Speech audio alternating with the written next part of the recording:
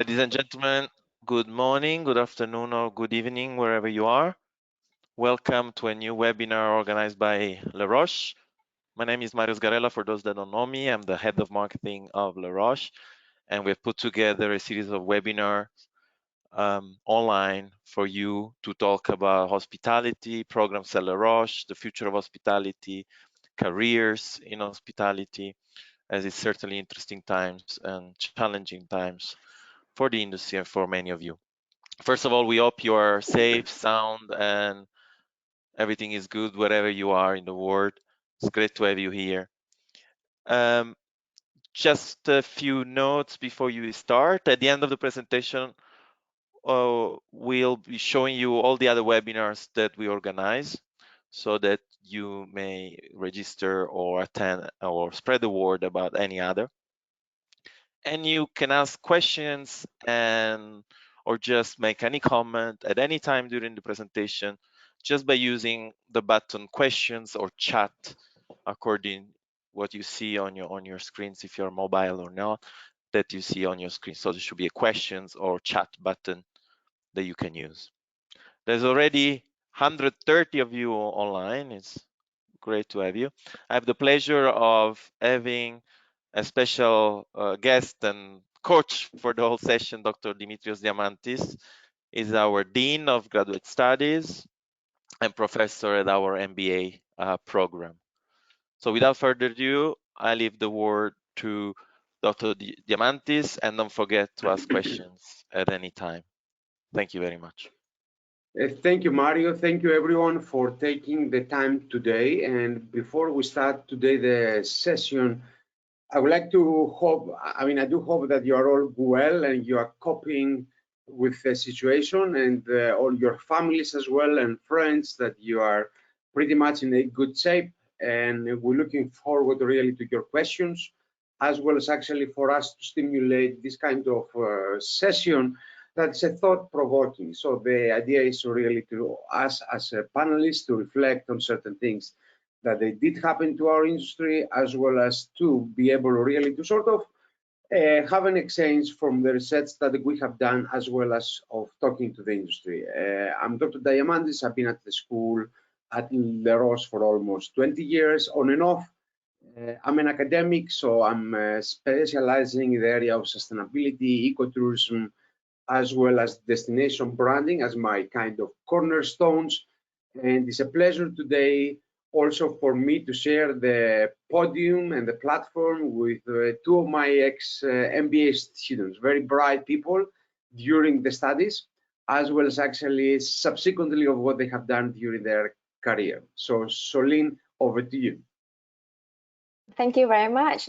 Yes, I'm Soline, Dr. D's past student. So right now I'm living in Ho Chi Minh City, Vietnam. After my graduation from Les Roches in winter 2014, I moved to Uganda, Eastern Africa, for ecotourism and safari tourism.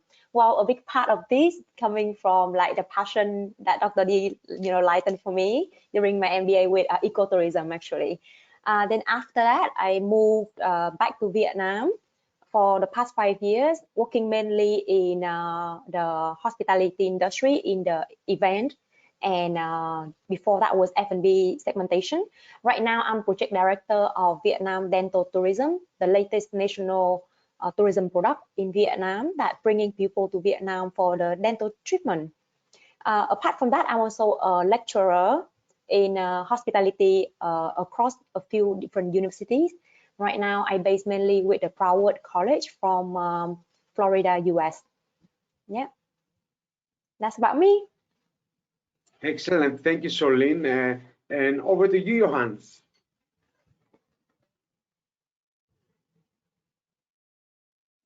We don't hear, yeah. Now I'm there. Hello from Stockholm, Sweden, and the Nordics. Sweden, not to be confused with Switzerland, of course. As Dr. D said, previous student of his and graduated MBA in 2010. So before that, My biggest passion has always been hospitality. That's also what took me to Switzerland and to Les Roches. After graduation in 2010, I was recruited directly into the middle of Bangkok. Started working with different hotels and resorts, spa, and this kind of industry for a number of years, and basically I've been going back and forth now for the last 10 years. But my biggest interest together with hospitality is digital transformation, and how tech can flow together with the hospitality industry to make it into what it actually is now, or can be. And that's also, I think, going to be a big part of Corona, or the solution for Corona. And now I'm working with basically my own consultancy, and have a variety of different clients from small, medium to large ones. But everything tech related together with service and hospitality. Excellent. And you have been involved in different projects and different activities, right? Yeah, a lot of different projects. And actually the last one was for one of the Nordic hotel groups, where we've been working a lot with getting these digital platforms in order. Because today it's difficult to communicate if you don't have your both web platforms and communication platforms in order. And the tech stack that makes everything look so easy, it still has to be built. It still has to be invested in, and someone has to do it. So, but it's very, very interesting work. So now more into digital innovation and business development, actually. Wonderful, wonderful. And we're looking forward to share a little bit about your projects and experience and how those relate really to the situation that we are. Mario, I think it's appropriate time really to ask the first poll to our audience to know a little bit about who they are and ultimately to understand a little bit about their background. So we'd like you to sort of select from the following 5 kind of categories. First of all, are you a student? Are you a young professional? That includes also young at heart, right? So young professional. Yeah, I was about to ask. Yes, exactly. An experienced professional that actually, I mean, it goes without saying, a business owner or a future entrepreneur. So you can select one of those, please.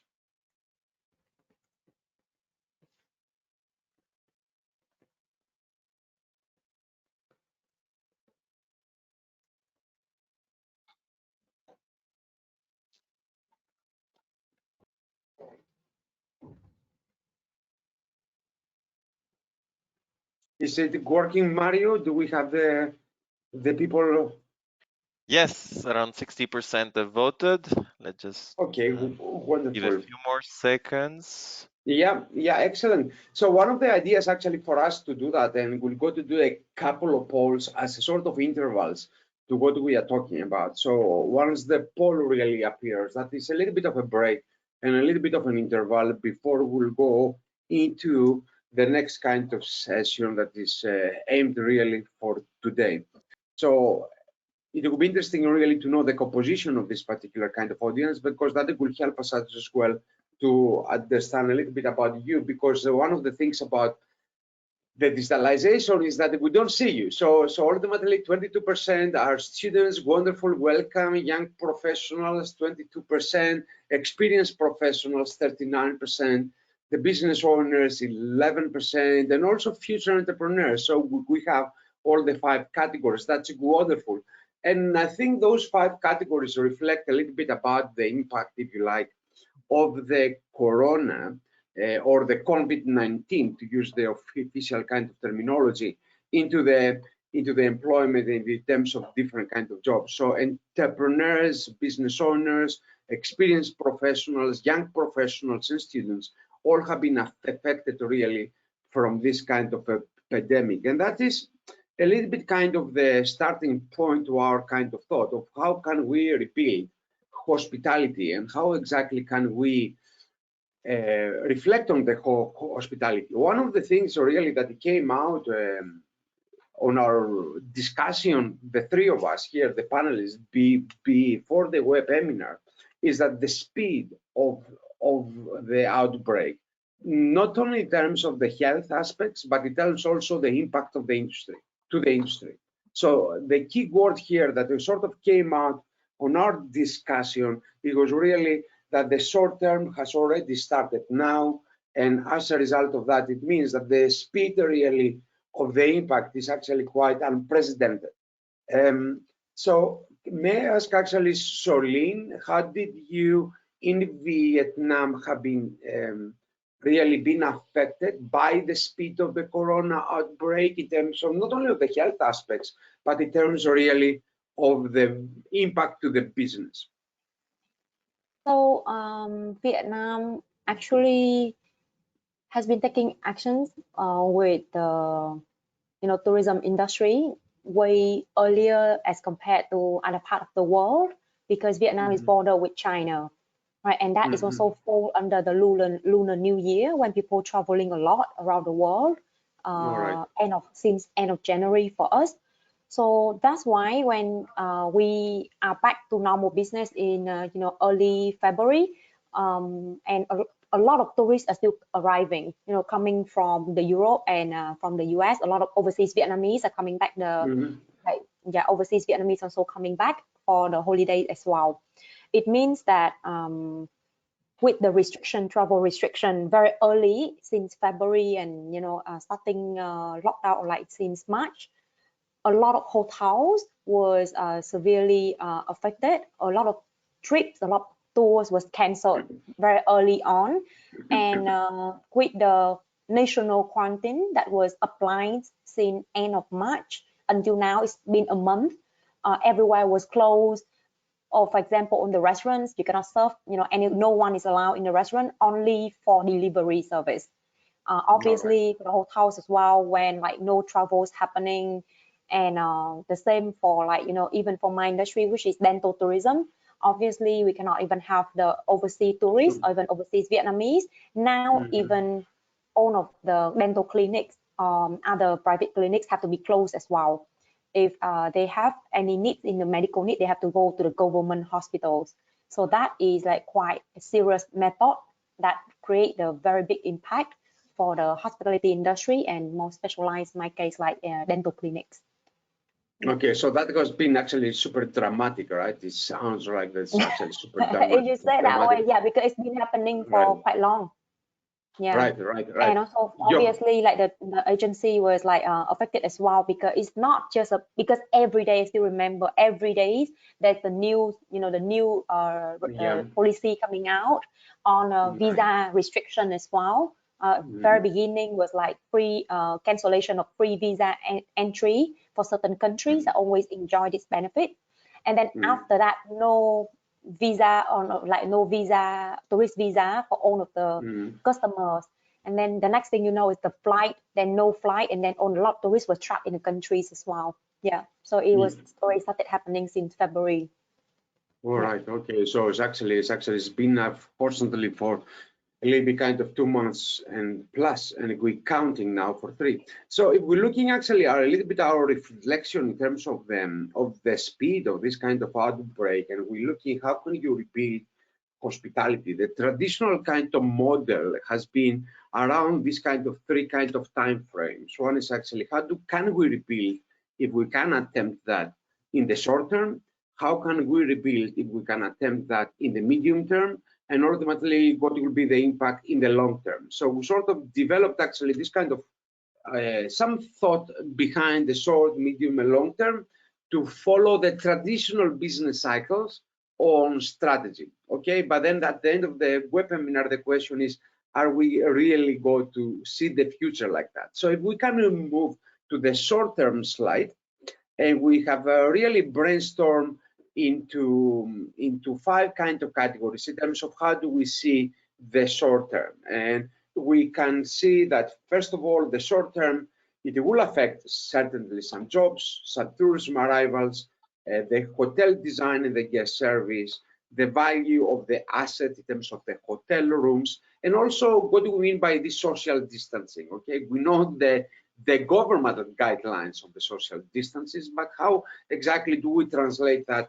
in our businesses. So if I can pass it over to Johan to told me to share his kind of thought around actually the short term, and then we'll go through all of us. Yeah, Johan, over to you. The short term in general, or are you speaking about the jobs? Yeah, the jobs in particular. Yeah. I think a lot of things around the job is going to revolve around the different sort of business models in that sense, because the ones who have been hit by Corona the most is naturally the ones who have a business model that is reliant on people meeting in the physical space. And I think that's going to change quite a lot, because we have a completely different perception about that.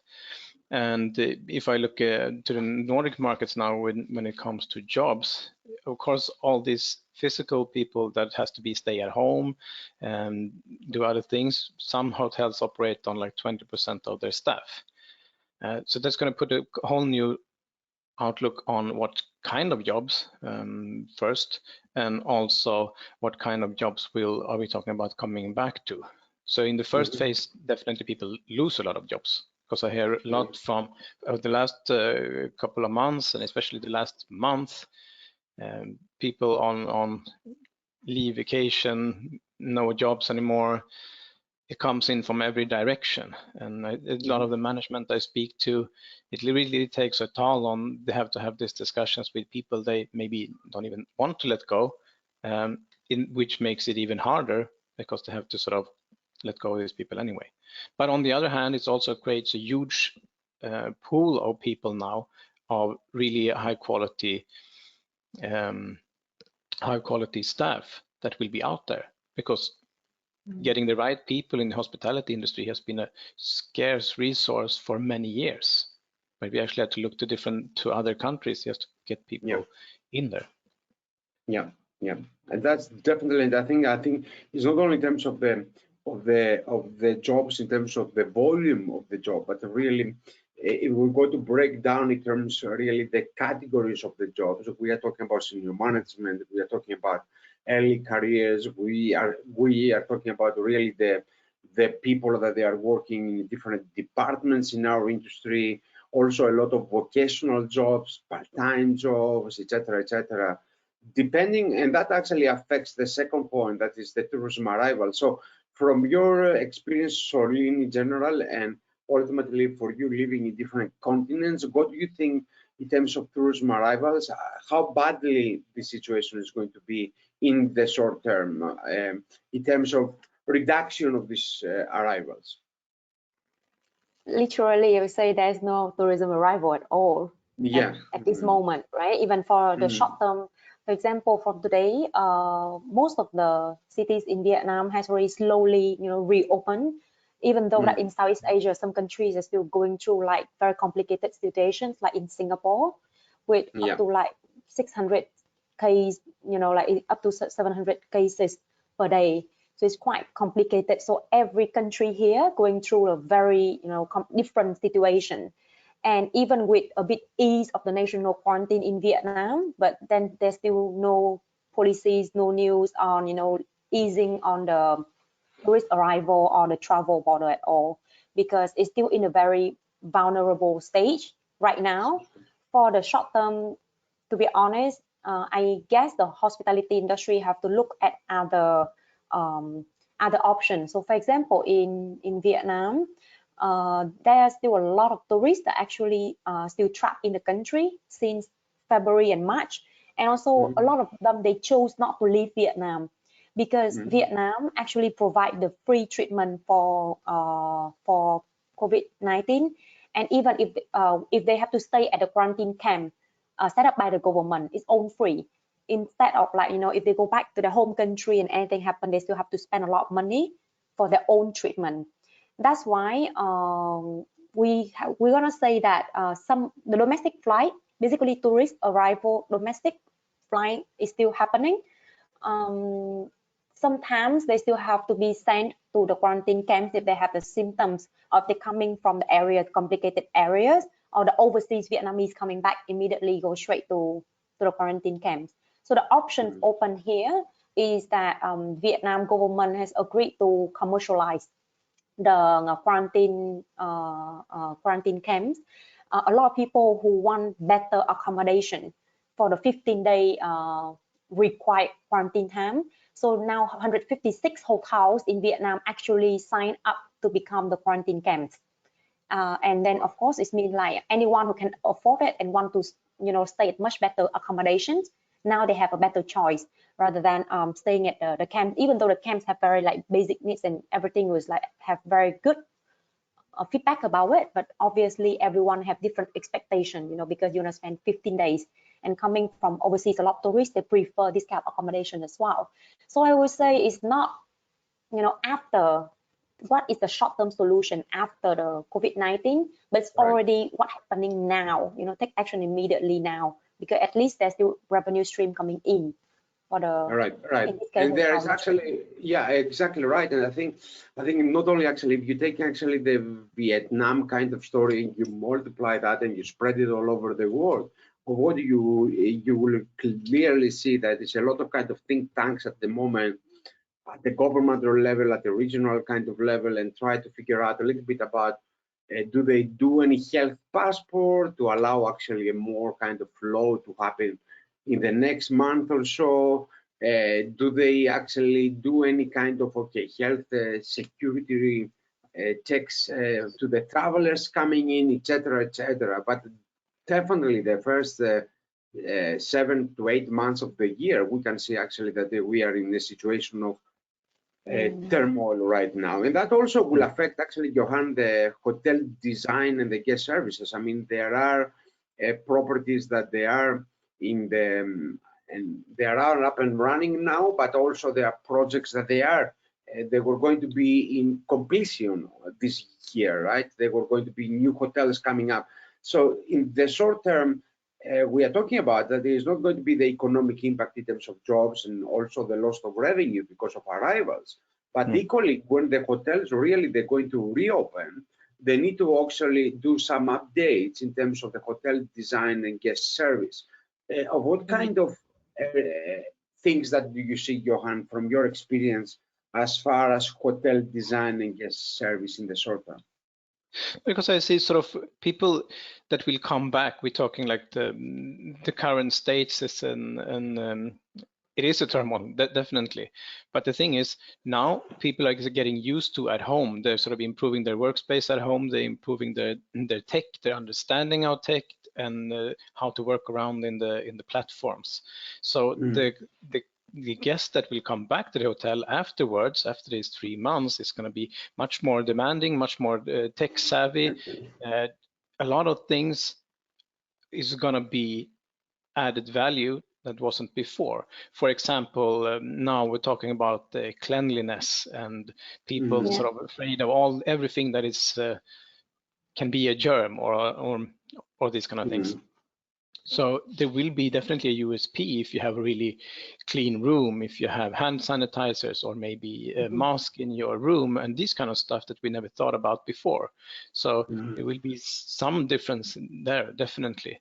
When it comes in terms of guest service, if a hotel today operates, or before COVID-19 operated on 100% of staff and had a lot of things to do, what does it look like when they operate on 20% staff? Is it even possible to have the same kind of standard with the existing like manual processes? How they all this manual work that is being done in the hotel, it's amazing, but they need the people. So how will this change afterwards? Yeah, and we are talking about all the service manuals, right? Because we are talking about really the gestures of taking an order, the distance that you're going to put between actually the employee taking an order from the guest, the speed of doing that. But now they need to actually, all their service manuals, they need to be seen again, ultimately in terms of how exactly this kind of service quality, of course, is going to be, needs to be re-edited, if you like, in this current kind of situation. But we see, I mean, we clearly see this one in the short term, and at the same time, the hotel room, the value of the asset, because as real estate actually has been quite affected, we have different projects globally. I mean, there is a consortium in the USA that hotels now they're giving bonds out that to the customer to buy the nights as a bond really or them. So they join actually be like a club that they offer actually this kind of bonds to the consumer so they can have actually a cash flow. Do you see in the short term the hotel room as a value asset in terms of or its future investment? Soline, is it going to be affected? I mean, from Vietnam, what is the input or Southeast Asia that you have? Well, I would say, to be honest, this is not really my strength to be comment about, Okay. about this part. But yeah, so I was about to comment about the hotel bonds as well. I knew that a New York hotel chain in New York has been doing it, and actually in Vietnam as well, we have a few hotel and resort actually selling out the hotel bonds as the as the short-term solution right now. So to push up the cash flow, because right now even the value of the asset right now for me probably is come back to the hotels that have to be the quarantine camps at the moment, because even across different provinces, different cities in Vietnam nowadays, it is like there's no travel at all. There's travel restriction. We cannot even cross cities neither. So it's actually quite impossible at the moment. But for the short term now that they start easing, they start opening up, and hopefully the travel across cities open up again. Domestic travel is actually what they're gonna focus on. And for that, the value of the rooms here, because in the domestic market, the way they perceive about the pricing is a bit different as versus to the international market as well. So that's the only thing I can comment on. And I agree with the 20%, of the staff presenting at the property, like Johan mentioned just now. So when you cannot offer the same, like performance in terms of service, it means that the value of, the product, in this case, the hotel room, is probably have to go down as well. But it's again about the creativity, how they add other values on the product at the moment as well. Right. And I think just also, Johan, you have any thought about it, the hotel room, in terms of the asset? What Soline just said, I think it's a lot about now, it's about creativity. How creative can you be when thinking about these kind of solutions?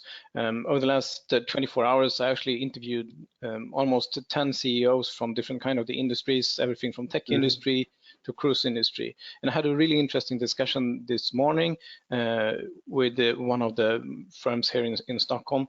And you sort of just look into co-working spaces that have been so big and open plan solutions that have been so big now for the last couple of years. They're everywhere. But when you're talking about COVID and social distancing, it's the exact opposite of good. But when you turn it back to the old school times, when you actually had your own office and could close the door for social distancing, and office environment is a completely different thing. I think if you have these kind of facilities, you can actually have a co-working space, but your own office in each hotel room. So you can move the business people from the common space to the not secluded space, but an actual nice room in a different way. And it's also, but once again, it's also about, can it handle that? Is it designed for that? Is it good as a working space, or is it designed as a hotel room? Just take one detail as the screen today. Today we can cast most screens from the phone up to a bigger screen. It's just a matter from small screen to large screen. And if that capability is there, it's actually not an issue. You can work in that sense as well. But it's up to like Soline said, it's up to creativity and quickly understanding your guests and what they're looking for. Exactly right. And I think also if you're looking the whole social distancing, aspect and the earlier point that we have made in terms of the hotel design, is understanding the guest is the whole thing. I mean, is really the focal point over here, because ultimately that can go, if you don't know really the guest that you are serving, that will mean that you may react quite badly in the situation of the social distancing to keep the government guidelines. That goes really from lobby spaces and couches that you have used, up to the check-in process, up to really elevators and going into the room. So the whole hotel cycle needs again to be revisited in the short term, to be able really to sort of reflect upon and see on the short term how the hotel cycle, and the most important, the service manuals, how applicable they are in the short term, how much edit can we do, and how much creativity really can we do. So in the short term, really, those are the key impacts that we sort of reflected upon, the three of us. And I think this is a good time to ask Mario if it's okay to ask our audience the second poll, please. Yes, so we'll put up the second poll on the screen, and while people have a chance to answer, if you don't mind, I put forward some questions that came through. A lot of really interesting questions coming through. Ines, for example, from France, I think, is asking what is you mentioned about clean versus disinfected rooms. So this is going to be important. Is a comment from Jorgos, like to make. Let's see if the unique selling point is going to be about very clean rooms or claims around it's disinfected, etc., etc. So much more stronger claims. Anyway, and then there may be new services. New services in hotels. Hotels have tried to diversify: restaurants, spa, kids club, sport, leisure. Can we imagine a kind of new service in the future? Yes, of course we can. I think the future is actually very much affected of what will happen in the short term. In the short term, really, is now until the next kind of 6 months time. I mean, it started a little bit from March last month plus until October time. I think that's actually the first kind of point of here. As far as the cleanliness of rooms, really, you can imagine through my travels with MBA and when we go to different study trips, for example, we have seen different housekeeping teams in the way they are using traditional aspects of cleaning your rooms. So you have, say, for example, the traditional way that you have a trolley and you go to room by room and they give them an amount of rooms that they have to clean. But we also saw good innovations in terms of cleanliness of the room in a sort of like a rucksacks that the housekeeper can carry instead of the traditional kind of trolley. And that actually, so they didn't really carry the heavy equipment, and because of that, they allowed them actually for them to do more things into the room in terms of time. So it's not the case only in terms of the materials, but also in terms of how many housekeepers do you have, what kind of equipment do you use to do that.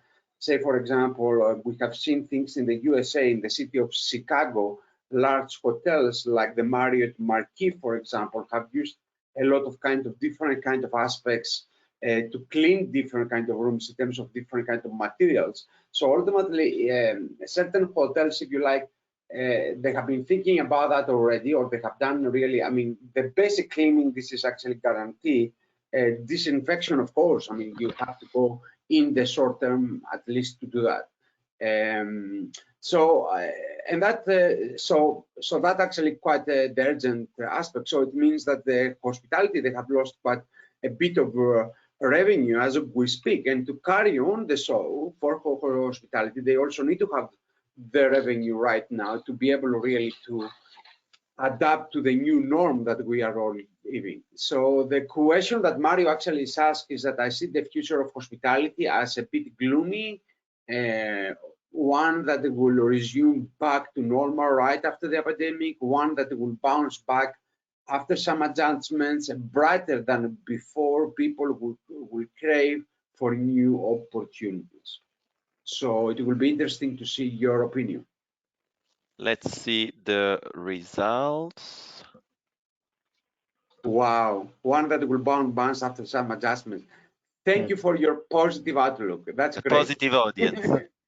Excellent, excellent. That's what we like to hear. And brighter than before. Excellent. Congratulations. I think that's exactly the passion of hospitality, and that's exactly really the spirit of the hospitality, is that we need to be able really to bounce back. We need to do some adjustments, of course, to make sure that things that they're going to be happening. I would even say this is a reflection of the mindset. Yeah, exactly. Yeah, exactly. We really need this right now, you know, to go through the all of what we've been going on right now. We need this, you know, this mindset to go through the hard time. Excellent. We have a question because we already know. Sorry. Yeah, Mario. No, Johan, please, you were concluding a thought. Sorry. Johan? No, I think it, because this is exactly the mindset that's needed now. Like only forward-looking mindset, and I would like when it comes to this, someone said never let a good crisis go to waste, and this is sort of it. I think this even might step on some toes. It's still this is kind of the knockout needed for this industry to realize a lot of things.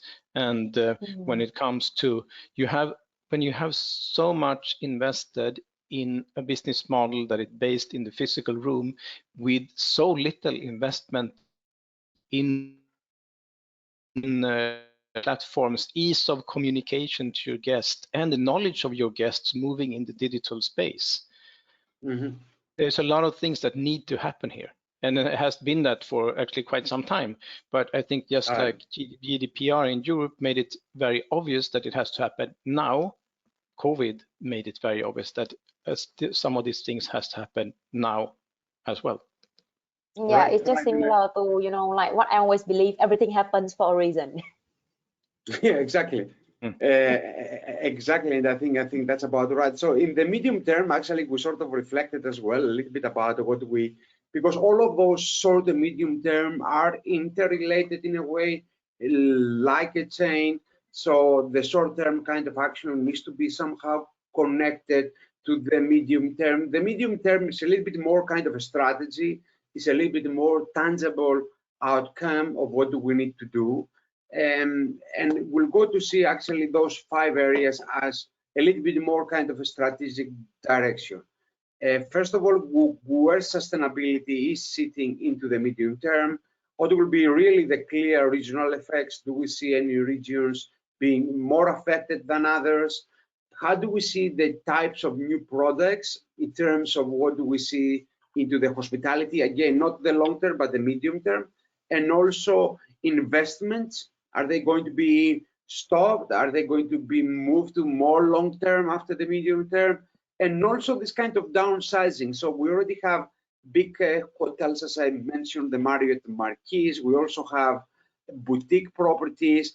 Do we see a little bit more downsizing in the industry? So we'll go actually to explore those 5 points, a little bit more kind of an overview of those 5. So every single one of you, of my panelists, they will be able really not to pick up anything that they want to pick up and reflect upon. And then after that, after Soline will go through and Johan, his reflections on the medium term, I will have my take on the medium term. So Soline, over to you of how do you see the medium term? Sustainability is, wow, we've been using this word a lot, right? But it's actually, you know, it can start from the small things of like, you know, how you control your, maybe the small thing like in-room amenities in your hotel room. And now it goes like even bigger way. It's like creating an ecosystem, for example, right? When the whole hospitality industry is affected like this, all of the sectors below it are all get hit like, you know, in different ways.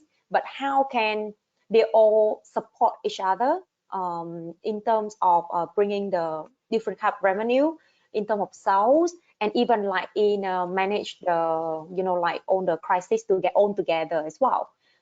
So of course, every country gonna have like different culture and different way of working, but I believe that the, you know, the ecosystem to support even like on the hotel chains altogether, or even between like different suppliers of the industry, is something that we should talk about. Maybe Johan can explore a bit more about this. And just a small thing about the types of new products. It's very interesting when someone asked just now about, you know, clean and disinfecting, because just this morning I read the news from the Marriott International Group. They actually you know, have an article, actually a whole long article talking about the new device they use to bring up their, you know, like their cleaning standard to the medical standard level, right? So now it's not just a normal hotel anymore, but it's like medical standard level. And this is the way that they use, like, you know, also to branding and added value for their product as well, right? Because they actually invest a lot of money for those type of machines. A series 2 weeks ago by CNBC is that they were talking about airlines industry, because the whole COVID-19 airlines was one of the industry that they believe to transmit the most like virus. And the case in Vietnam as well, on a big new wave, like, you know, the COVID is all because people flying back from overseas and they got it on a plane and all that. So now it's also talking about, you know, they a lot of like the series were talking about how they leverage their cleaning, you know, standard and all that, and as an added value to the, you know, to the product that they're having right now. So of course, again, in order to do it, it's a lot of investment, because if you outsourcing the company that always do the, you know, airline the plane cleaning for you, it means that you have to now looking at the better quality, even like raise the bidding as well. Investing in the, like, you know, the technology like Marriott International been doing. It's not going to be a short-term thing. It's going to be more of the medium terms with revenue investment. Investment here. So based on another one on by CBRE, but in Australia market, as I know, basically up to 76% of investors, they're saying that they are not swayed away by the impact of the hospitality industry, and they still genuinely invest, you know, in the hotel industry, because as a lot of people was voting just now, they believe that it's going to be bounced back very fast, you know, after COVID is gone. And it's also a good chance right now for them to, you know, to for all of the low gear investor that not, you know, so serious, they actually, you know, like leave the game as well. And it's the same in Vietnam. For the investment, we still have a lot of projects, even F&B project in Ho Chi Minh City, especially F&B market is very competitive. It's always new concept rolling out, and the demand is very high because now with, you know, more people be able to, you know, afford for like fine dining and like more of the European style dining. The pricing in the F&B industry is increased a lot. A lot of people invest in F&B as well. And I didn't see any really like, you know, slow down on opening the new projects. I still see a lot of projects going on, at least within my LinkedIn network. And my Swiss Alumni Association Vietnam network as well, because majority of students that study in Switzerland coming back and work in the hospitality industry. The thing about investment, probably we have to look a bit more over the design of the hotel, right? Especially now social distance and you know, hygiene has become the normal norm. It's more about, for example, a small thing like if your hallway, the design of your hotel, the hallway is big enough to at least have the 2 meter, you know, of like, you know, like distance where people passing each other. No, yeah, that's absolutely how do we see it ultimately. And Johanna, what is your take? Thank you, Soline, very, very much. And Johanna, how do you see your take in all the elements into the medium term, in some of the elements? Yeah. I would say when it comes to these parts, also sort of what Soline says is really interesting, and there's a lot of things on this apply to Nordics as well. But we also have a situation here where we're growing a lot of competence that's not really easy to get across. I was talking to leaders in the education industry, and now we actually see a whole, not generation, but the people that have been in COVID had been in a real life crisis, so they have learned a lot of things. So the knowledge and the skill set from how to handle a crisis, leadership in time of crisis, and so on, are actually going to be much, much stronger than in a long time, because we haven't had a similar crisis like this in quite some time, which is good. But it takes some new way of thinking. Another thing is, like, hospitality has always been a fragile industry, and this just proves it once again. And every time I speak to hospitality groups or hospitality in general, everything is so focused about the hotels, usually because it brings in the most revenue. But I think when it coming to business models, they need to start thinking in having a lot more than just one revenue stream. And the importance of the other revenue stream, I think it's easier. When it comes to hotels, it's sort of like more physical. It's difficult to change the product that much. But when it comes to restaurant, even on in my area where I'm living, there's a lot of restaurants on the same street. Today I see just as much traffic as almost usual in there, because they for them to change their business model into, okay, guests don't come here, we deliver. Okay, you collect here and you have a picnic or whatever. It doesn't take that much, because they have the basic platform in place. They charge the same way. You can buy online. The larger coffee chains here in Sweden, they have a really interesting and good app that sort of, you can communicate through it. You can order your coffee, you can order your food, they deliver to your house. Everything is so easy, and they will have gained a lot of the market after this, definitely. And it's so you have to think differently, but you also have to be creative. You have to dare to innovate. I had an interesting discussion with a leader from tech industry this morning, and he said basically, be creative, dare to do things new and innovate, but you also have to do it at a speed that is actually quite aggressive now, because COVID has happened very fast. So there's not so much time to think, and less risk before was long thinking, a lot of numbers before. Today, high risk is waiting too long. Right. So, and I think also the data, it's actually quite important, isn't it, Johan? I mean, the way the hotels, because one of the key characteristics of making sound investments or really make decisions about new products, that depends on the data that we have. And we think that the data that we have in the hospitality, who is the owner of this data, that also actually has affected something over the years, right? I would say it's not just an effect, it's key. It's one of the most critical points. Data will be the key in this. And sort of also to quote one of my earlier meetings, how can you serve your guests if you don't know who they are? Today, there are still hospitality groups out there gaining 100% of their revenue from guests. But actually, they don't even have guest systems, which makes it virtually impossible. And if you look at the structure of global hospitality today, what are the essence of a hotel? We have an industry that take pride in guest service, knowing your customer, delivering a guest service when they're in the house. But today, so much takes place before they even touch the grounds. And then this knowledge, the whole booking process, we have given away to the OTAs or to third party. We don't own the data, we don't look at it, we don't utilize this. In the sort of the payment part, sort of we left to the payment companies. All the data we have left to someone else. So the actually core DNA of the hospitality system is not in our control anymore. And that makes us as a hotel or restaurant, we don't really add that kind of value anymore. So we need to be, and a lot is because we don't really have the platforms. Because in the old school way, you knew all your customers by heart or by person. Today we have hundreds of thousands of visitors on your website, in your app, on your social media channels. There's no way you can put this information in the mind of someone. You need to have an automated process or a system that will give you basically the summary.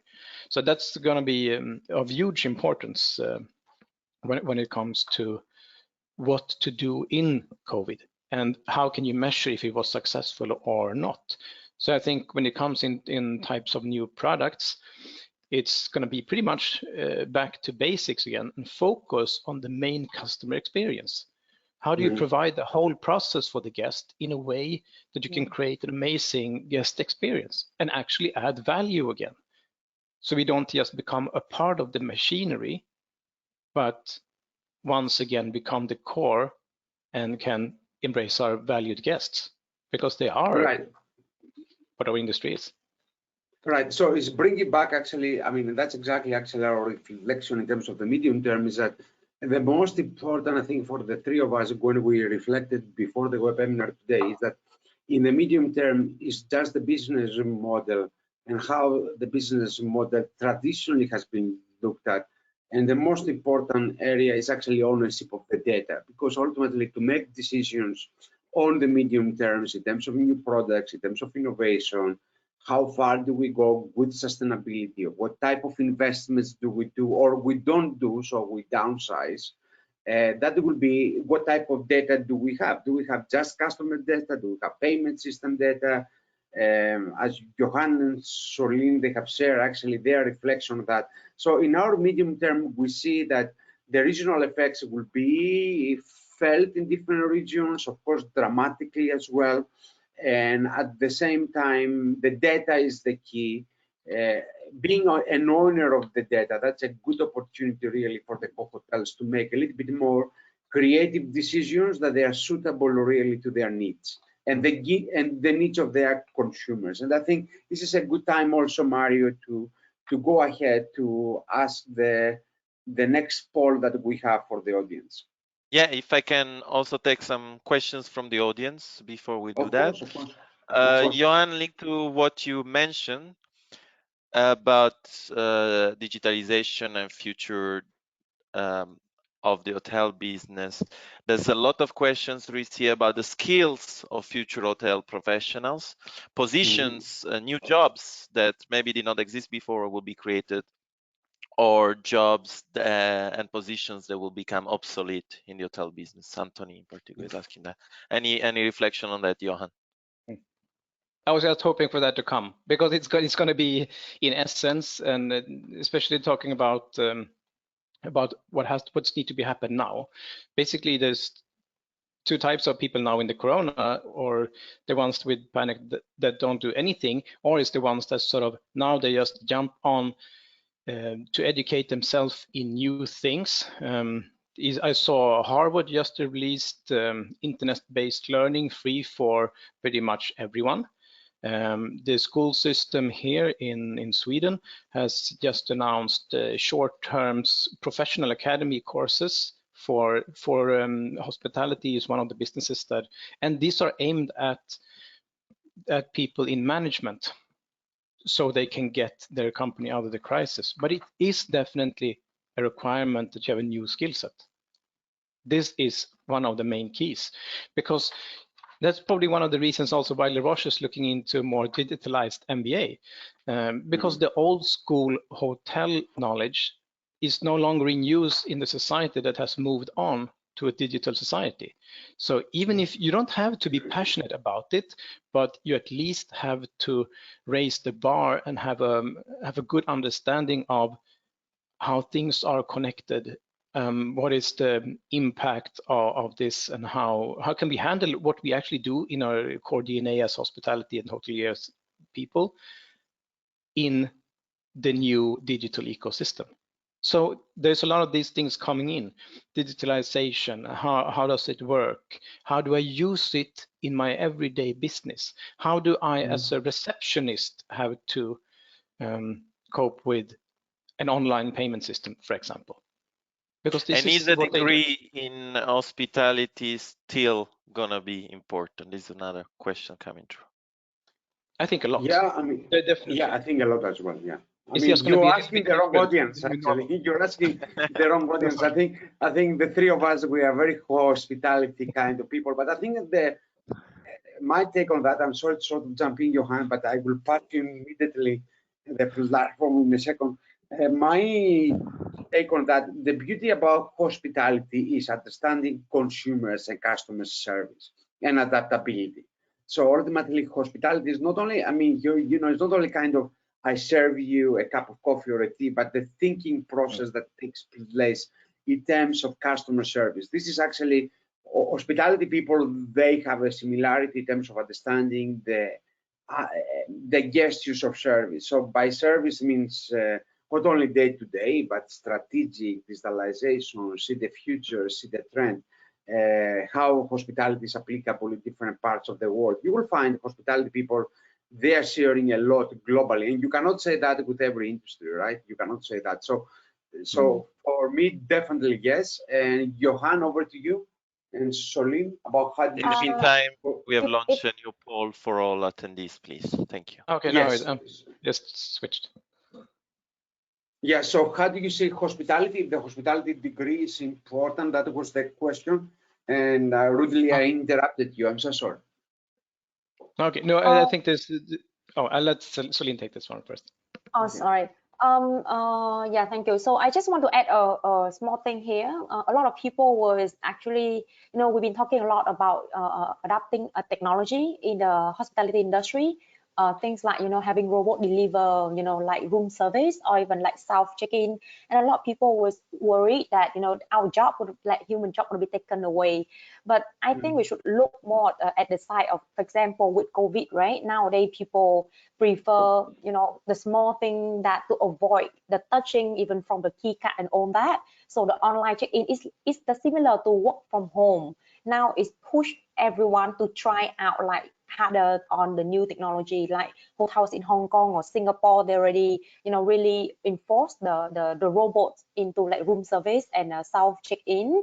We should look at it in the way that we use technology. We augment technologies to reduce the mundane tasks, the daily tasks that we can actually cut down, so we can focus more on database, like Johan was talking, so that we can use them to create more customized service and product for every customer.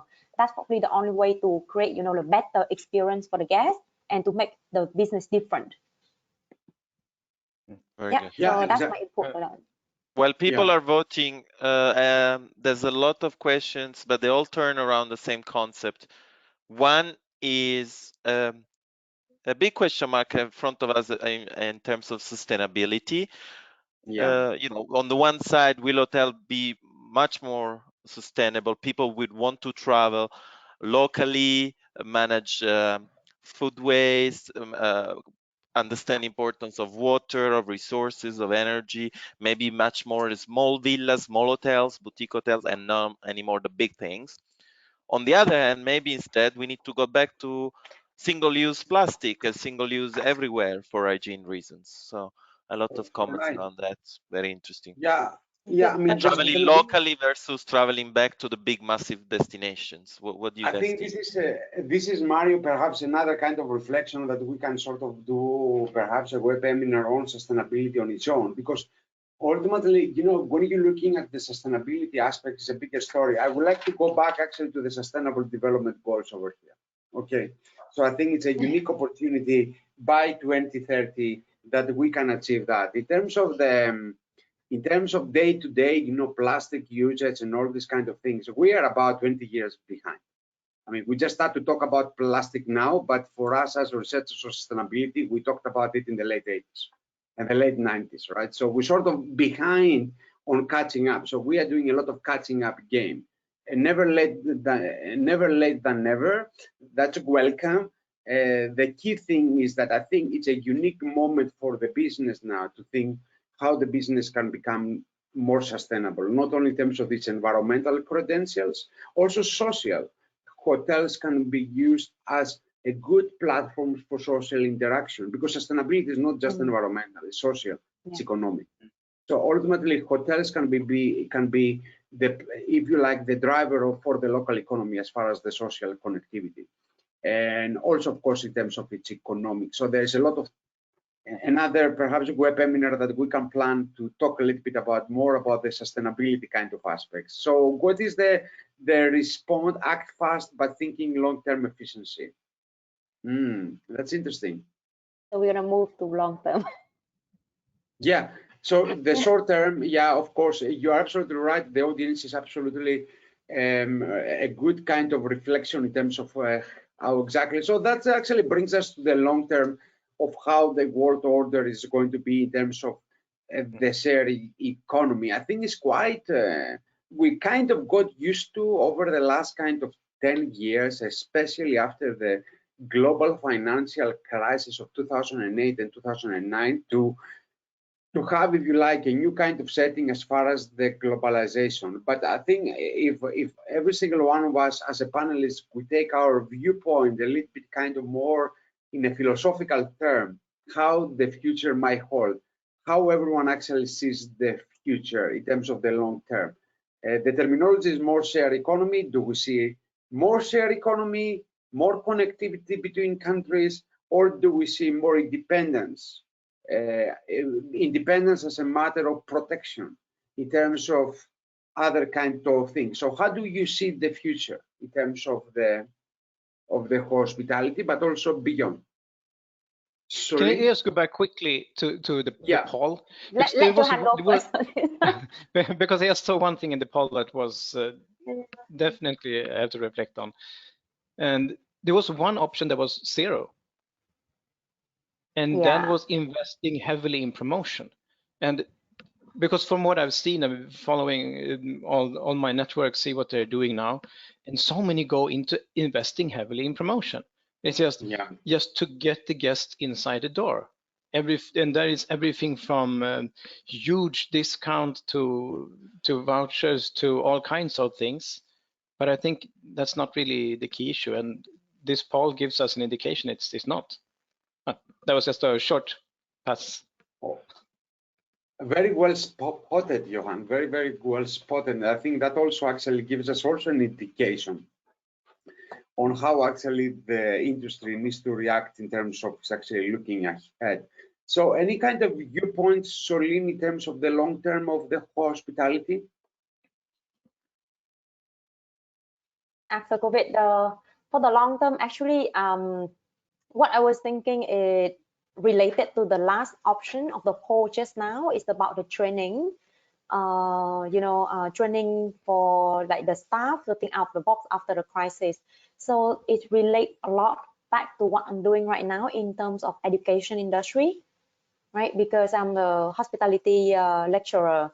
So I would say my students are lucky that they're going through this.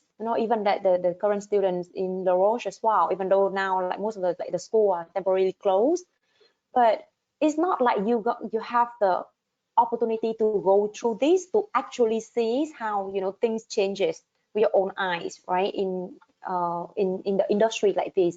So when they step out of this pandemic, they actually think differently. They have to think about risk management now. They realize more than ever, like Johanna was saying, like how our industry is so fragile.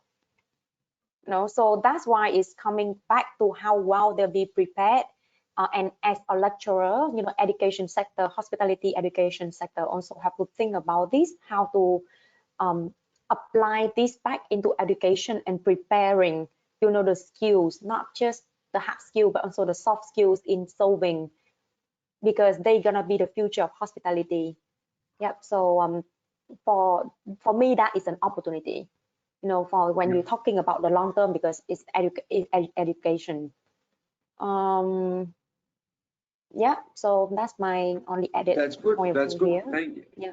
Thank you, Soline. Johan, what is your viewpoint or viewpoints actually in the long term? I think Soline has some really good points, and the long term, that will be sort of the new normal, is where everything has to be in the end when you start looking into it. But it's as an industry, we definitely have to take ownership of the guest again, and try to make things, try to bring the value much closer to us. And I think a lot of things is about the good thing about that our industry was hit so hard. It's because we were behind when it comes to digitalization and digital transformation. The good thing in the crisis is the answers are already there, how we can work ourselves through this, because this has already been done in travel trade. They're just a few years before us, and it be done in retail and e-commerce a couple of years before that. So everything that will be sort of the solution for the hospitality industry, you can already find well-proven cases, case studies, and lots of material in other industries. So I think it's a lot about, to win now, you have to be fast, you have to act fast. But on the other hand, just find the solutions that worked, tweak them a bit, because it's about observing the winners, not as in much of the hotel industry before, compare yourself to the runner-ups in the back of the lane, because that's not going to get you anywhere. You need to be on the winning side and see what actually works. And because technology is advancing so fast in the parallel, we're also going to be able to do this in a much faster, simpler, and more efficient way than has been done before, because technology has advanced. What 5-10 years ago meant a team of consultants and 3-4 months of developing and hundreds of thousands of dollars, today can be just a phone call to the right key person. 2 hours later, you can actually be up and running on a cloud-based solution. That wasn't really plausible before, but the tech is there. And there are winners in Corona. A lot of them are booming like crazy. Everything from online meeting companies to gaming company, last mile and home delivery, health and cleaning, antibacterial products. They are winners. So just look at what they have done and try to adapt. How can we make that happen in our industry? Right. But I would say speed to market and really focus on what can we do differently that will work in the future, in the new normal. Because stop thinking about what it used to be, because it's never like that. Digital transformation is never going to be slower than it is now, because it's only going to be faster. All right, and I think one of the things actually for the long term, and as Soline and Johanna actually they have touched quite elegantly in terms of their viewpoints, education, digitalization. From my end, it's actually also about to add everything together is really the business model, what that business model will be, how we're managing the cost elements of this business model, emphasis on digitalization, of course, emphasis in education, developing new set of skills, how the HR, how they will define talent, right? So how do they define talent management? That will also have an impact into the long term. Critically, the medical aspect and the health aspect is going to be a priority. And ultimately, I think another thing that is really hard to say at the moment, because in the hospitality, we have a lot of kind of brands under the hospitality umbrellas. So you will see, are those brands, are they going to survive all of them? Are they going to be the luxury plus the middle range brands? Are they going to survive? Are they, is Airbnb, is it going to be, what that future might be in terms of share economy, share accommodation?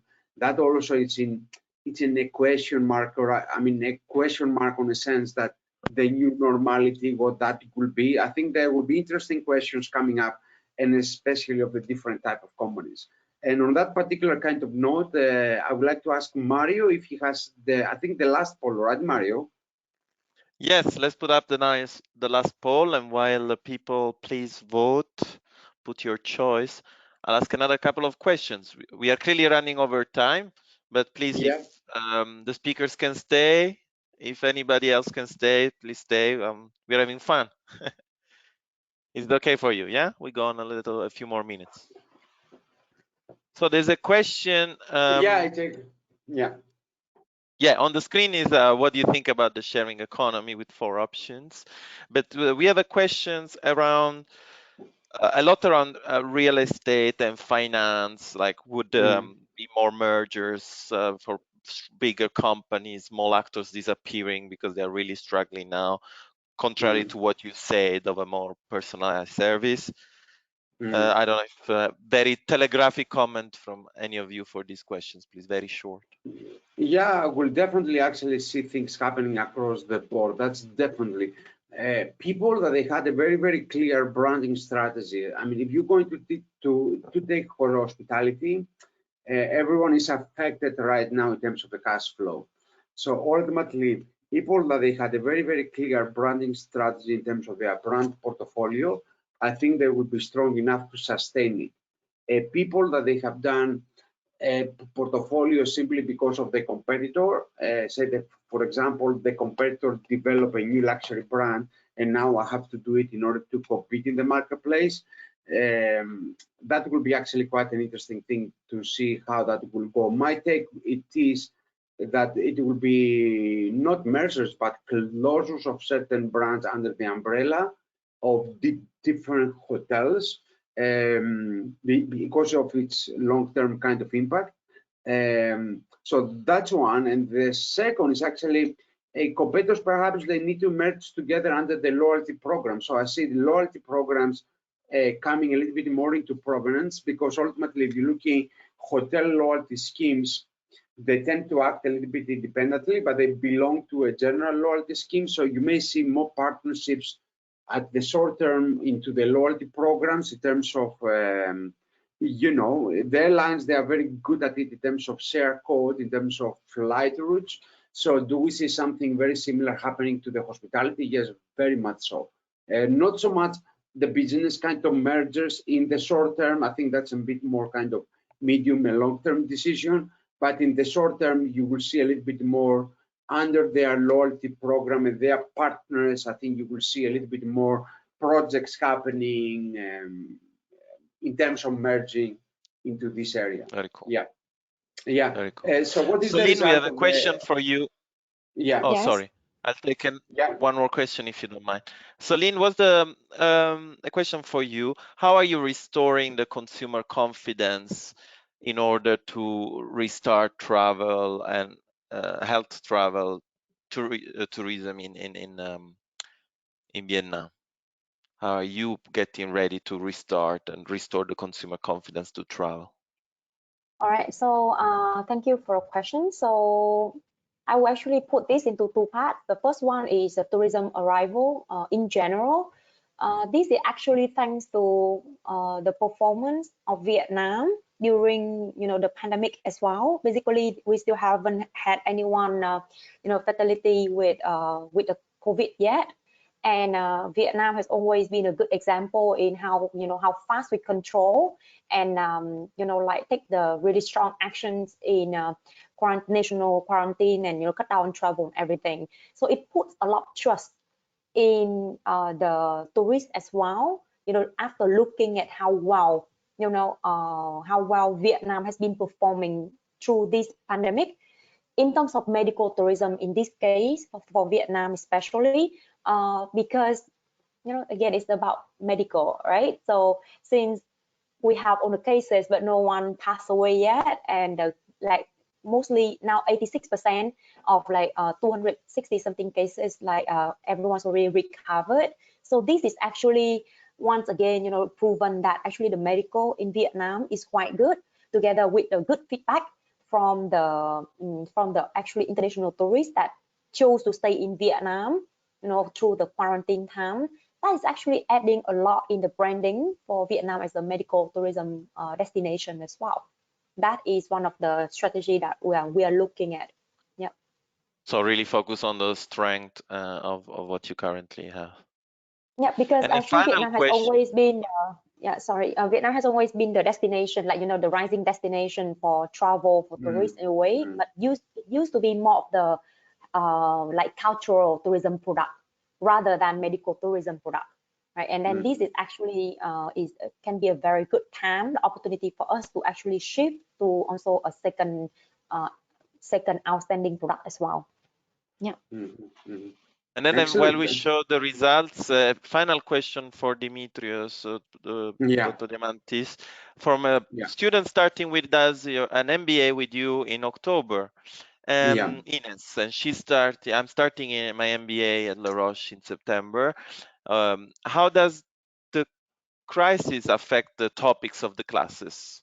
Will any topics change? Will we tackle it during the MBA? Yeah, and that brings...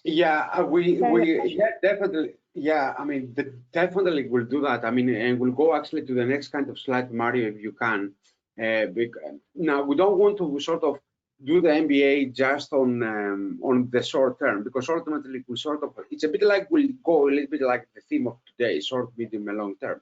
So in the short term, you will see that certain topics that we have in our program, so you can go actually to, not to the next slide, Mario, but the one as far as topics are concerned of the MBA. You will see that over the first semester, the next slide, please. So over the first semester, we have the personal development, the leadership skill, financial analysis, revenue, strategic. I mean, all those in the semester one, of course, we need to reflect upon. I think it's a unique moment, not only in the subject, to talk a little bit about it, but also to sort of try to see the world after the COVID-19. I think the most interesting, I think, is going to be the study trip, because the study trip will see in reality in Shanghai, in China, how the hotels are going to be coping. I mean, we are doing about 9 different properties in a week time, and we actually go for the most luxury 5-star, I mean 7-star in Shanghai. Actually, they're using to really the traditionals like Intercontinental. For 4 seasons currently in Shanghai has been closed or rebranded into something else. So how the hotels are doing, so we have this visual experience. I think that will be the learning. As far as the second semester, if you're looking the strategy and the performance, of course, I mean, we'll study that as well. I mean, there are case studies as we speak that they are happening. To us, I mean, the hard skills of data analytics, of corporate strategy or corporate finance, the business strategies, those are hard skills. I mean, that we need to go back to own the customer experience. So to understand the customer experience better, we need to have the data analytical skills to understand it. Because now it's a bit like what we said earlier on, is that we used to give things to the data analyst, and the data analysts do a report for us and they give us the results. So ultimately we'll go back to that. And if you're looking at the specializations, I think those are as relevant as ever now. Design thinking and business model creation for entrepreneurship, for example, or how the new normal is going to be. Or if you're looking at the revenue specialization for the MBA, asset management are going to be significant. But the headline really is going to be the type of projects that the industry is going to give us to do in 2021 for applied research projects for the MBA, because I think that's a good indication to know what kind of projects the industry is thinking about. At the moment, we're doing every year different consultancy projects. Are they normal projects such as customer service, design something, or sustainability, or are they really unique projects? I think that's exactly where we're going to put a lot of emphasis upon to get right projects that stimulate thinking and allows you really to be fresh into the market kind of area. But that's actually the MBA and from October 2020. So it's going back to the specializations that Johannas, Soline, they have done as well. And we had actually the specializations in marketing and finance. Then we turned into the elective choices that the generation, you know, the millennials, they like electives. And now we sort of thought about it, let's go back to the specialization, because we have seen the lack of ownership, so the lack of the skill, having a skill. And I think that's actually quite important. So that's why we have sort of redesigned a little bit the MBA to go back to the specialization, that we feel more confident that that gives more skills to the students looking employability. Yeah. I think we have to close here. Maybe a final word from each of the speakers. For me, for me, I would like to thank the attendees. Really staying about an hour plus actually with us. It's always a tall order to be able actually to connect remotely. We don't see you as well, so our apologies for that, and we hope you have enjoyed our session.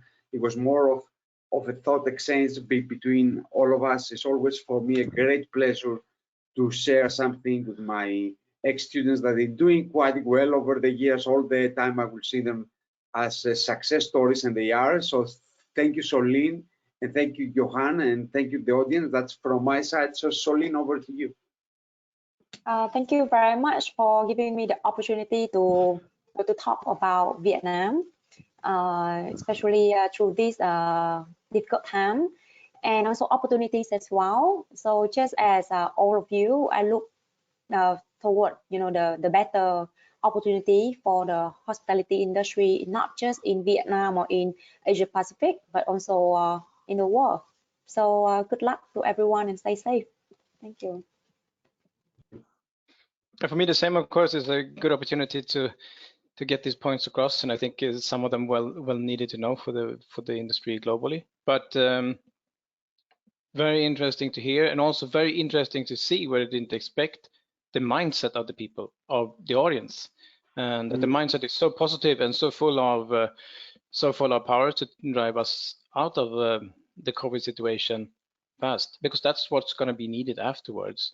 And because the competition will be about speed to market and the ability to change first.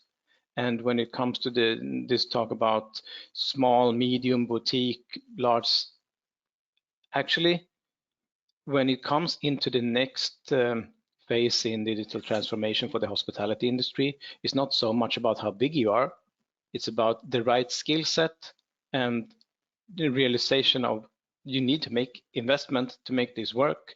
Then you can move your business forward in time, and that's the one who's going to be winners out of this COVID. Thank you, Johan. Thank you, Soline. Thank you, Dr. Diamantis. We weren't able to answer all the questions. Clearly, you have a chance to visit our website, www.lesroches.edu, and put there any questions. Especially, we have an email, info@lesroches.edu, for all questions that we'll certainly get back to you. On the website, you also find the list of all other webinars coming and past webinars and recordings of the past webinars. For example, with Dr. Dimitrios, we have a next one on the 12th of May about careers after an MBA. So really looking at the jobs that you can obtain after doing an MBA in hospitality. And then on the 26th of May, a basic webinar explaining the MBA program in more detail, yeah. Course by course. Yeah, very detailed. So thank you, everybody. Thank you for attending. Thank you, Mario. Thank you, Mario. Thank you. Thank you very much for attending. See you soon. Thank you. Bye. Thank you. Bye. Bye.